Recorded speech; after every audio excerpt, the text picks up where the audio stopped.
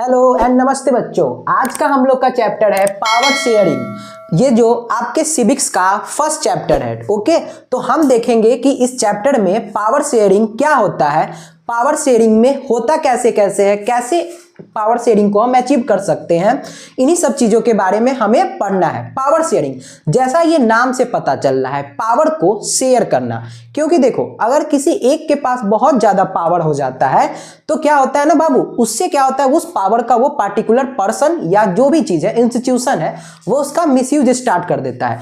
इसीलिए कभी भी पावर का सेंट्रलाइजेशन नहीं होना चाहिए। पावर को डिसेंट्रलाइज, सेंट्रलाइजेशन का मतलब किसी एक के पूरा इर्द गिर्द सारा पावर नहीं होना चाहिए। पावर को क्या करना चाहिए, बांट के रखना चाहिए। इससे देखो बहुत ही अच्छा होता है। इसका मैं एक एग्जांपल लेता हूं। जैसे हमारा घर होगा, ओके, हमारे घर में क्या होता है, मम्मी का कुछ अलग काम है, पापा का अलग काम है, यानी उनके पास कुछ अलग पावर है, पापा के पास अलग पावर है, तो हमारा जो घर होता है बहुत अच्छे से चल पाता है। अगर सारा पावर किसी एक इंसान के पास आ जाएगा ना, तो उस घर के फंक्शनिंग में कोई प्रॉब्लम हो सकता है।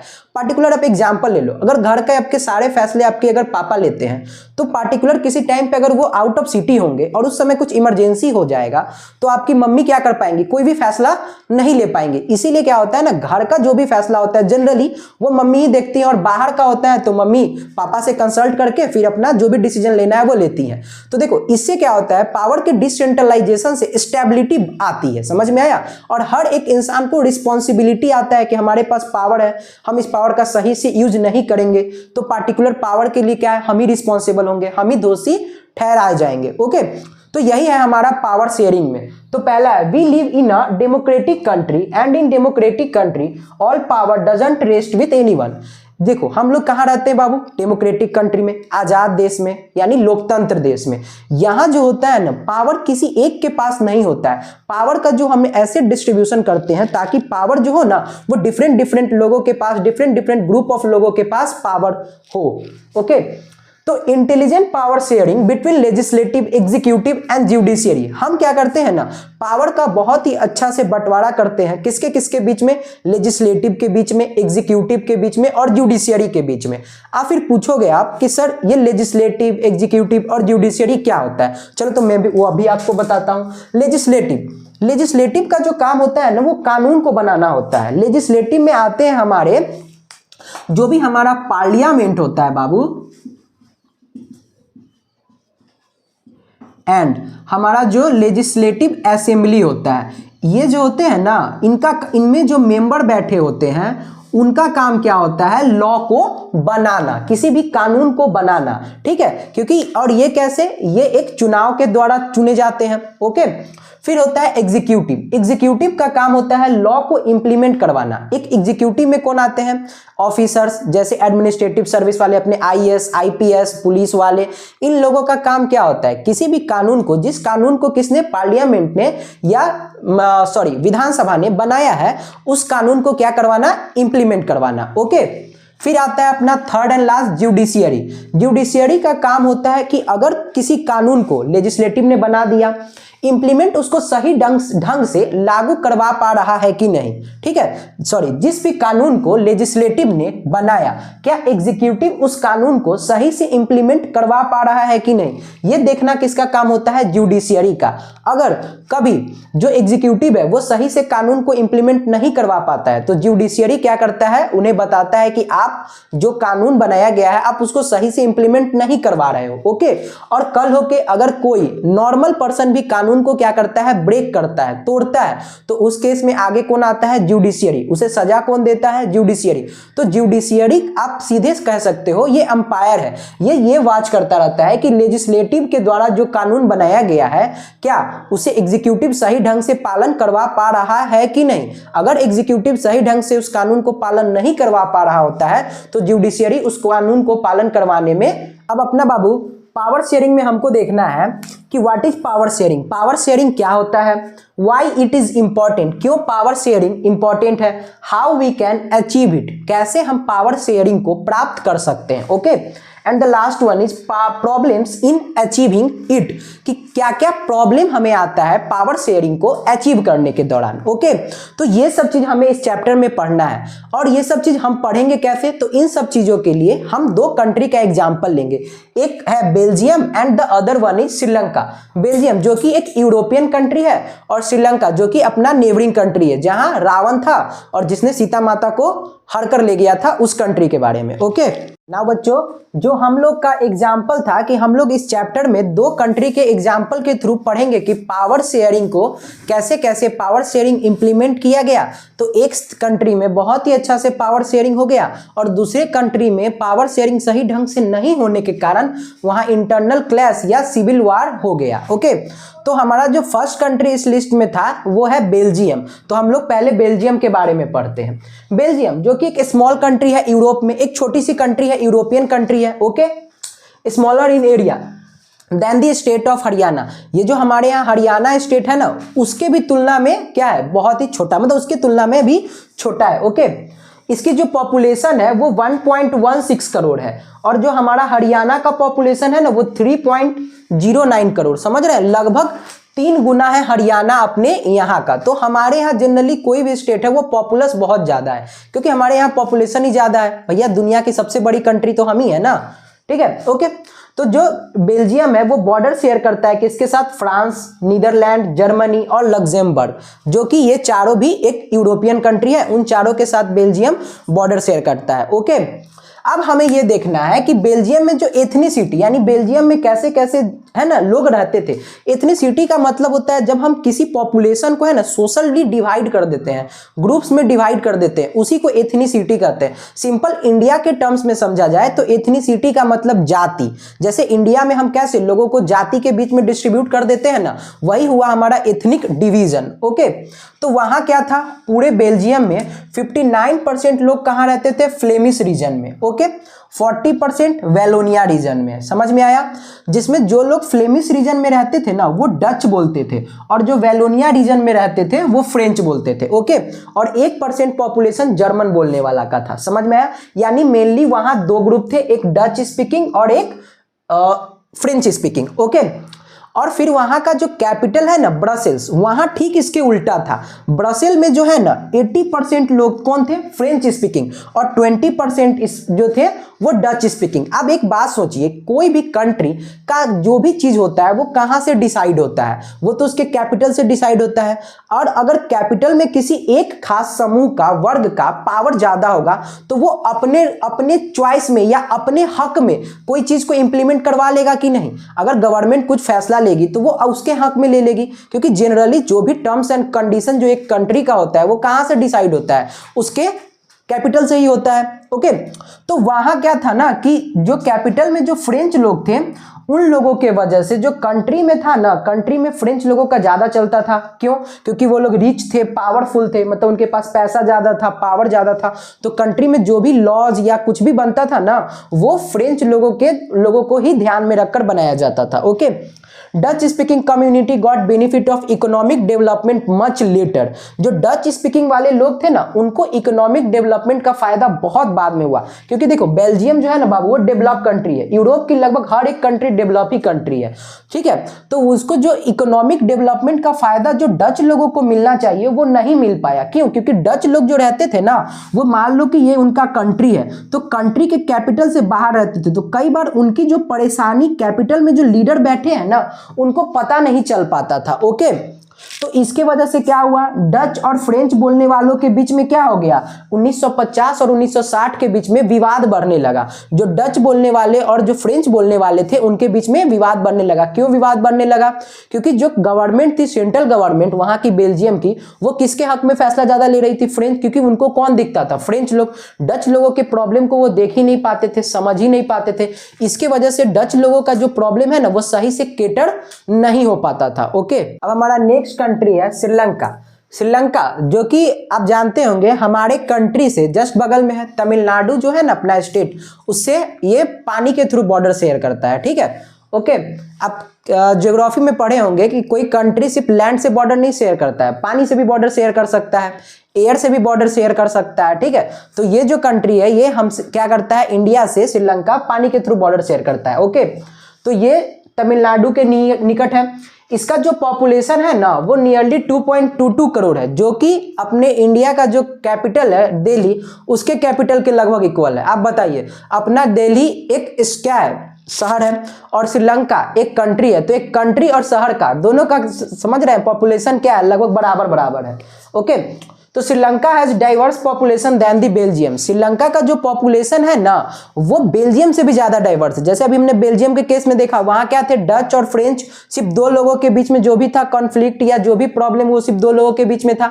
यहाँ क्या है, यहाँ उससे भी कॉम्प्लेक्स सिचुएशन है। क्या है, श्रीलंका में ज्यादा डाइवर्स पॉपुलेशन है, किसके तुलना में, बेल्जियम की तुलना में। श्रीलंका में 74% जो लोग हैं ना वो सिंहला लोग हैं, और सिंहला लोग का जो रिलीजन है वो क्या है, बुद्धिस्ट रिलीजन। ओके, और 18% क्या है, तमिल। तमिल में भी दो तरह के तमिल है, एक है श्रीलंकन तमिल जो वहां के नेटिव है, जो कि है कितने, 13%।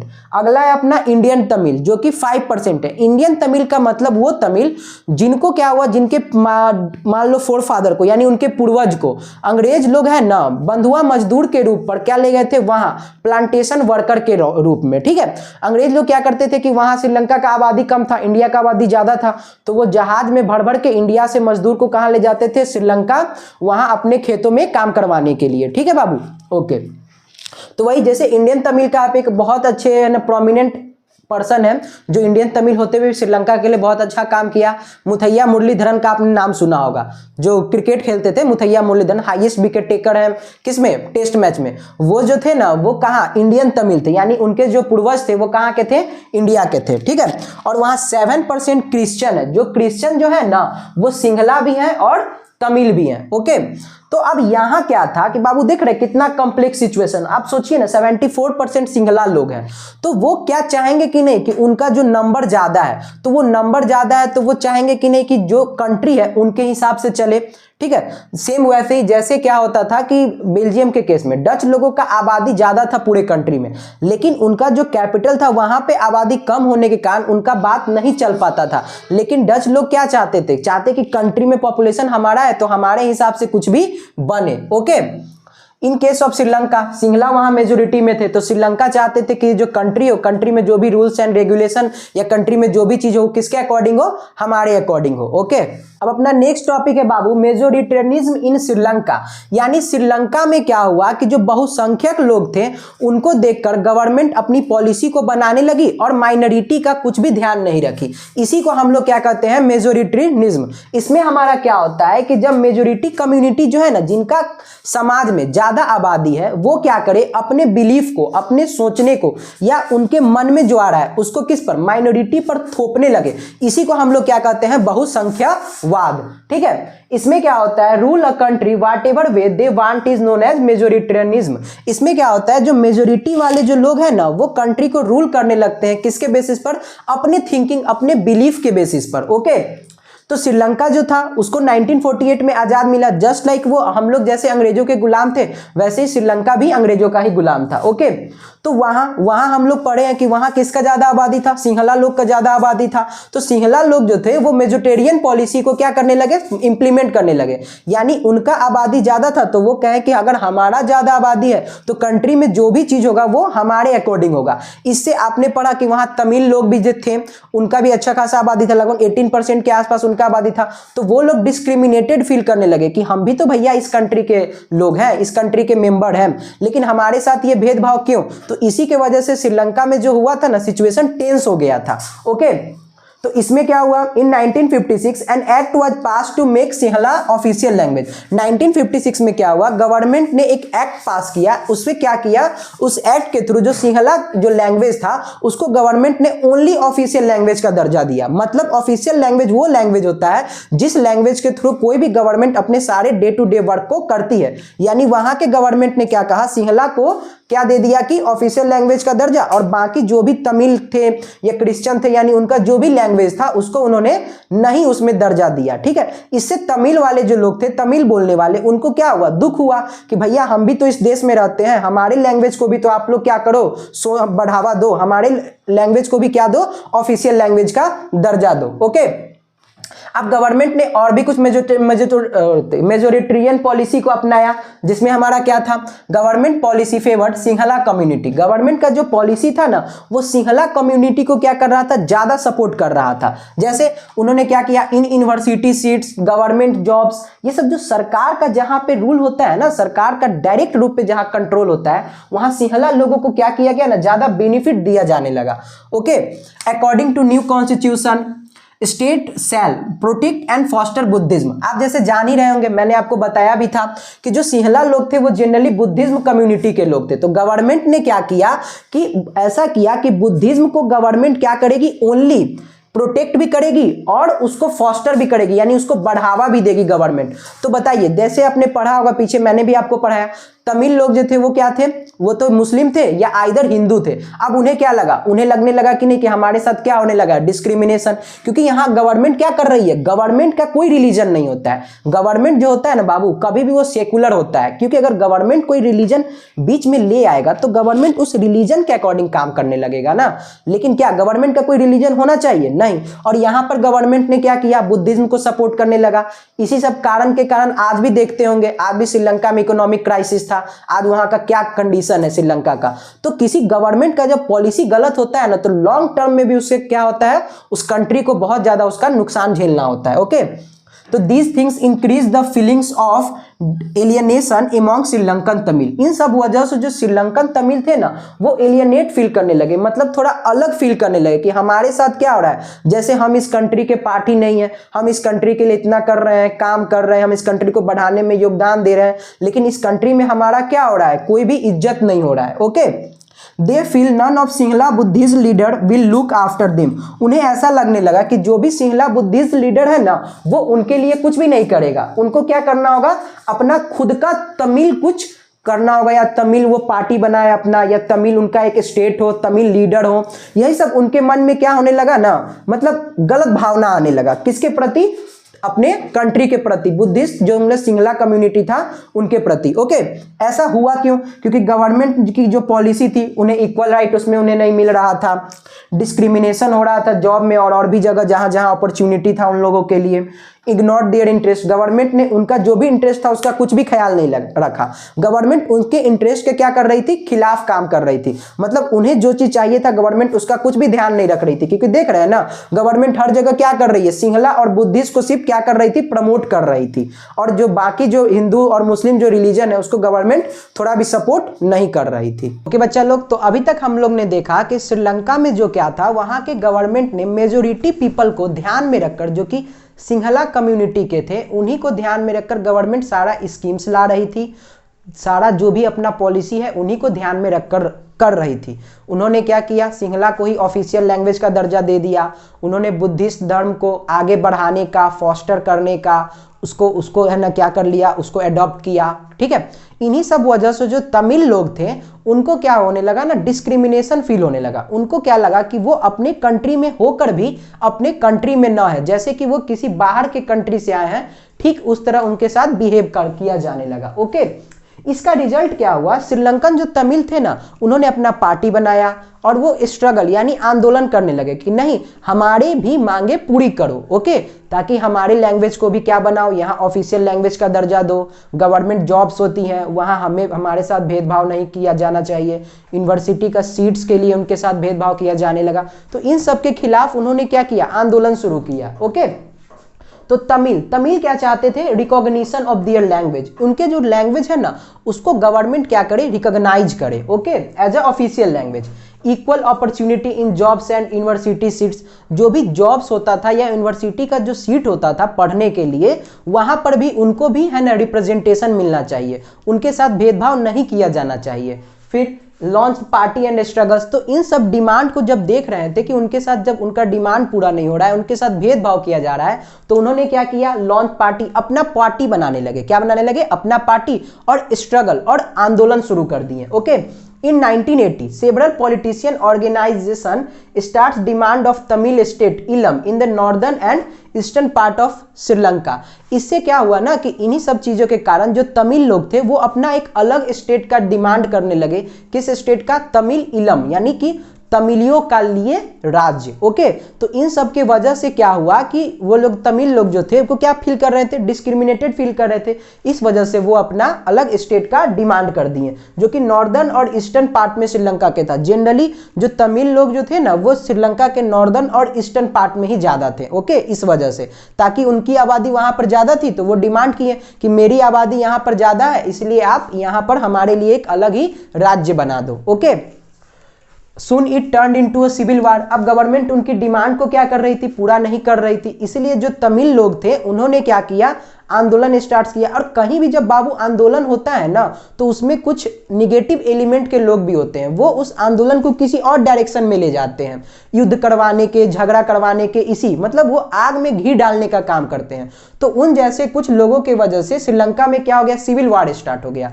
अब आप पूछेंगे सिविल वार क्या होता है? सिविल वार होता है ना जब एक कंट्री के ही खुद के लोग आपस में लड़ने लगे, खुद में आपस में, उसी को हम लोग क्या कहते हैं? Civil war. और ऐसा नहीं कि हाथ से लड़ाई कर रहे हैं, डंडा से लड़ाई नहीं, ये जो लड़ाई होता है ना एकदम प्रॉपर वॉर की तरह हो जाता है। जैसे आप इंडिया पाकिस्तान का वार जानते हैं ना, सेम उसी तरह जब कंट्री के इंडिया में ही, जैसे कि आप पाकिस्तान में सुनते होंगे, पाकिस्तान में वहां लोग खुद में ही लड़ लेते हैं, कभी यहां बम फट रहा है, कभी वहां बम फट रहा है, तो वही। लेकिन वो जो यहां जो हुआ था वो एक अलग लेवल पर इंटरनल वॉर हो गया था उनका शुरू। Okay, thousands of people died in the war from both of the community।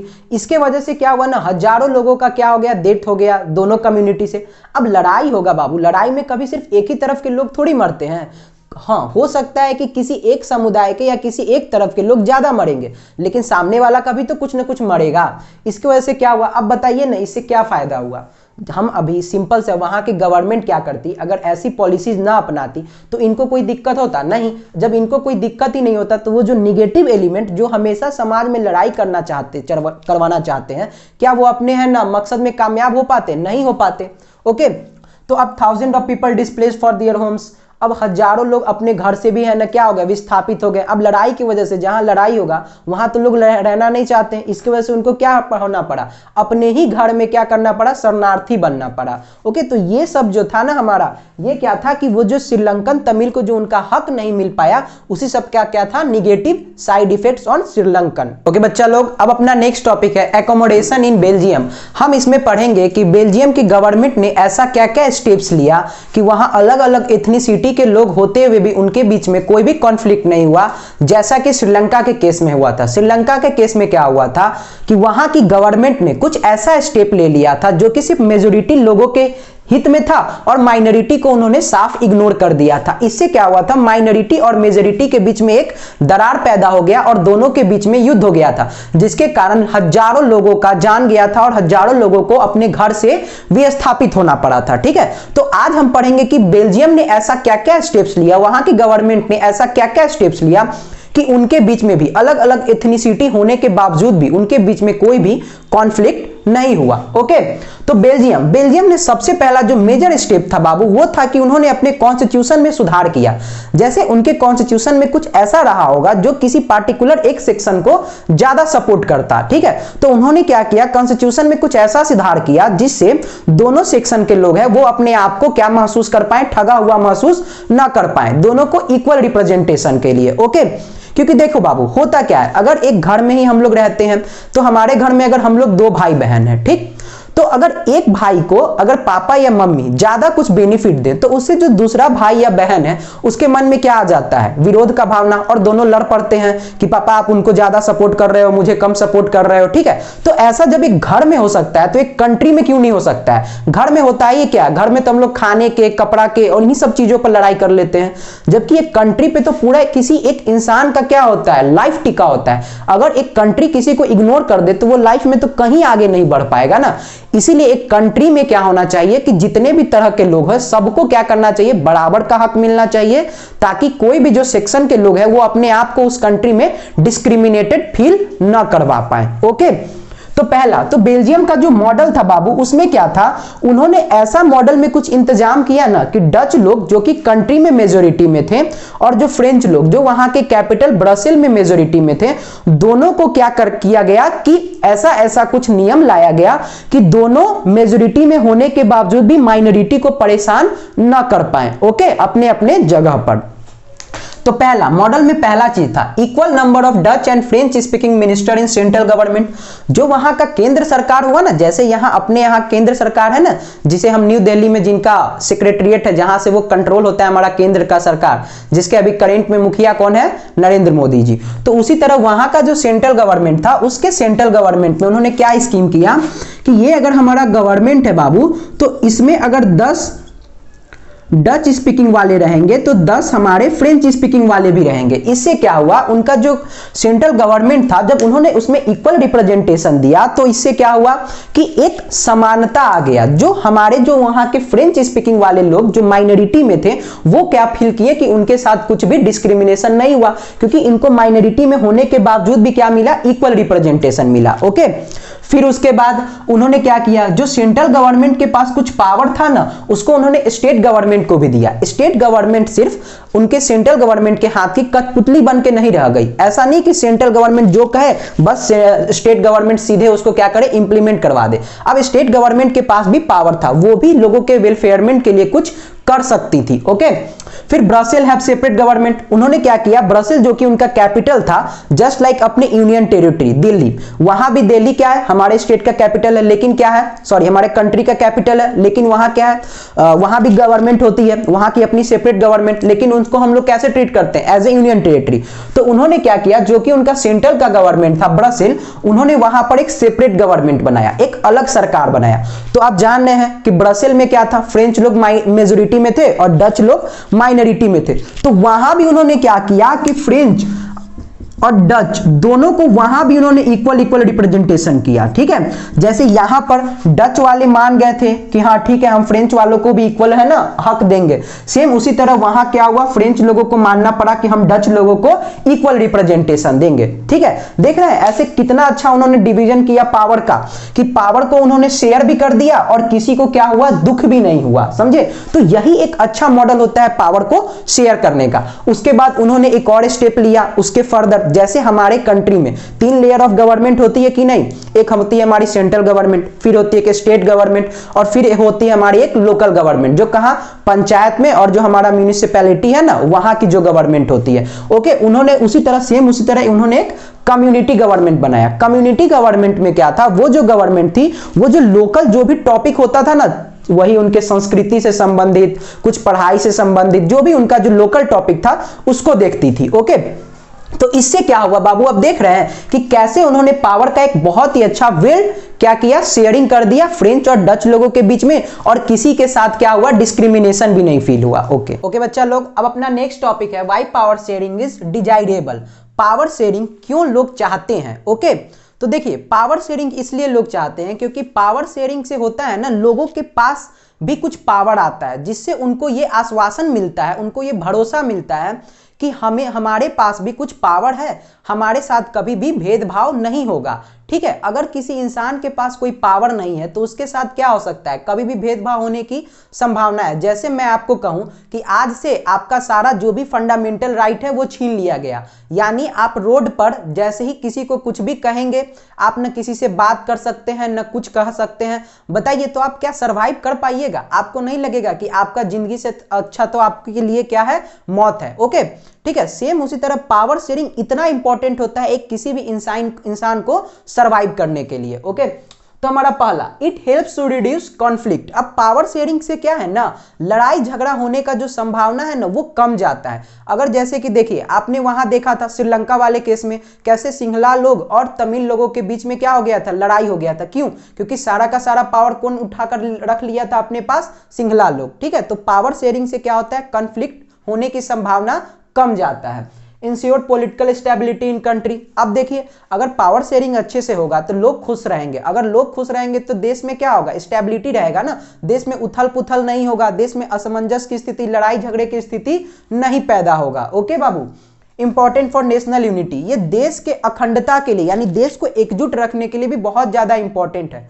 अगर जैसे कि किसी भी कंट्री में क्या हो कि वहां के जो लोग हैं ना वो आपस में झगड़ने लगे तो क्या लोग वो देश जो है यूनाइट रह पाएगा? जैसे मैंने आपको पहले भी बताया था कि अगर कहीं भी जब लड़ाई होता है तो वहां कुछ ऐसे लोग होते हैं जो चाहते हैं कि ये जो लड़ाई है ना वो बिखराव की ओर जाए, ताकि इससे क्या हो, देश टूट जाए। जैसे अपना इंडिया के ही केस में था, क्या था, आज भी इंडिया में हिंदू और मुस्लिम बहुत अच्छे से रह रहे हैं, लेकिन उस समय एक मुस्लिम जो जिन्ना था उसके वजह से क्या हो गया, हमारा देश दो भाग में बट गया था, इंडिया और पाकिस्तान। अगर ऐसा नहीं होता तो आज इंडिया और पाकिस्तान क्या होता, एक ही कंट्री होता। तो देख रहे हैं हर जगह कुछ ऐसे लोग होते हैं ना जो आपके लड़ाई का है ना गलत फायदा उठाएंगे और आपको तोड़ने का कोशिश करेंगे। ओके, इंश्योर फेयरनेस, इससे क्या होता है ना लोगों को यह लगता है कि हमारे साथ क्या हो रहा है, कुछ गलत नहीं हो रहा है। Okay, and respect the diversity with in the country. अब पावर शेयरिंग से क्या होता है ना बाबू, देश में जो डाइवर्सिटी है, जो अलग अलग तरह के लोग हैं उनके बीच में क्या आता है, एकता आता है। वो लोग क्या करते हैं ना कि उन लोगों को लगता है कि अब हमारे साथ क्या हो रहा है, कुछ गलत नहीं हो रहा है। जो देश में क्या है, डाइवर्सिटी है, उसका रिस्पेक्ट होता है। जैसे कि अपने कंट्री में देखिए, जैसे अपने कंट्री में जैन है, पारसी हैं, यहूदी लोग हैं, उन लोगों का आबादी लगभग कंट्री की आबादी के 1% से भी लगभग कम है। ओके, तो अब उनके साथ अगर कुछ भेदभाव नहीं होगा तो उससे क्या लगेगा कि उनको भी तो लगेगा कि हम कम है, फिर भी जो मेजोरिटी में है वो हमारे साथ क्या कर रहे हैं, अच्छा सलूक कर रहे हैं, अच्छे से रह रहे हैं। तो देख रहे हो ये सारा चीज जो है ना, पावर शेयरिंग एक कंट्री के लिए बहुत ही ज्यादा इंपॉर्टेंट है, उसको स्टेबल रखने के लिए। कैसे, ताकि वो फाइनेंशियली स्टेबल रहे और पॉलिटिकली किसी भी तरीका से स्टेबल रहे। ओके, अब हमारा लास्ट टॉपिक है बाबू, फॉर्म्स ऑफ पावर शेयरिंग, कि पावर शेयरिंग को हम कैसे इंप्लीमेंट करवा सकते हैं, कैसे कैसे हम पावर को शेयर कर सकते हैं। तो पहला है power is shared among different organs of government. पहला जो सबसे इंपॉर्टेंट है ना कि पावर को हमको गवर्नमेंट के बीच में ही बांटना है। पहले अगर हम गवर्नमेंट के बीच में ही पावर का सही से बंटवारा नहीं कर पाएंगे तो आम लोगों के बीच में कैसे करेंगे?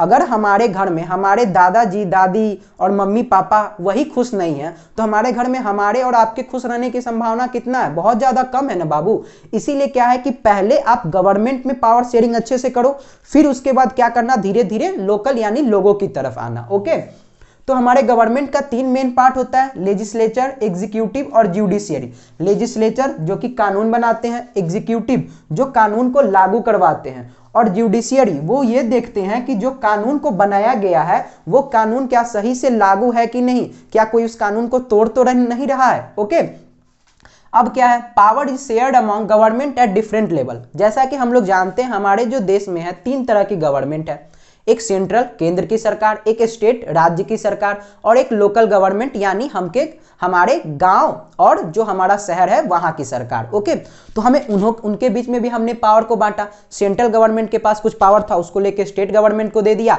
अब स्टेट गवर्नमेंट के पास जो पावर था उसको लेकर हमने लोकल गवर्नमेंट को दे दिया। ओके बाबू, अब हमारा नेक्स्ट है power shared among different social group. अब जो क्या होता है ना, एक कंट्री में अलग अलग सोशल ग्रुप भी होते हैं। जैसे कुछ लोग अपना क्या करते हैं, एक समूह बनाते हैं, उनके बीच में भी पावर को डिस्ट्रीब्यूट किया गया। कैसे, तो उनके बीच में ऐसे हमने पावर को डिस्ट्रीब्यूट किया कि उनको राइट दिया कि आप क्या कर सकते हैं, आपको अगर कभी लगे कि आपके साथ कुछ भेदभाव हो रहा है तो आप भी अपने इस पावर के थ्रू क्या कर सकते हैं, आंदोलन कर सकते हैं। अगर बताओ ना, अगर हमारा कंट्री डिक्टेटरशिप वाला कंट्री रहता तो क्या अन्ना हजारे जिन्होंने उतना बड़ा आंदोलन किया था जिसके कारण अरविंद केजरीवाल की पार्टी आम आदमी पार्टी का जन्म हुआ, क्या हो पाता? नहीं हो पाता। अगर सोशल ग्रुप को राइट ही नहीं रहता, वो आंदोलन ही नहीं कर पाते। जब आंदोलन नहीं करते तो उनको कोई जानता नहीं, और जब तक उनको कोई जानता नहीं उनको वोट देता नहीं, क्योंकि वोट के लिए सबसे इंपॉर्टेंट क्या होता है, फॉलोअर, जो कि हम पढ़ चुके हैं किसमें, पॉलिटिकल पार्टी वाले चैप्टर में। वो आप वीडियो हमारे यूट्यूब पर है, आप जाकर उसको देख सकते हैं। ओके, अब हमारा लास्ट पॉइंट है power sharing in the way of political parties, pressure groups and movement. अब पावर को हमने क्या किया, पॉलिटिकल पार्टी भी के रूप में पावर को शेयर किया, यानी पॉलिटिकल पार्टी के पास भी कुछ पावर है, वो भी क्या कर सकते हैं अपना। अगर मान लो ना कि देखते हो देश में अगर कई बार क्या होता है कि प्याज का दाम बढ़ जाता है, गैस का दाम बढ़ जाता है, तो विरोधी पार्टी वाले लोग क्या करते हैं, आंदोलन करने लगते हैं। उनके पास पावर है तभी तो वो आंदोलन कर पाते हैं, अगर उनके पास पावर ही नहीं होता तो क्या वो आंदोलन कर पाते? नहीं।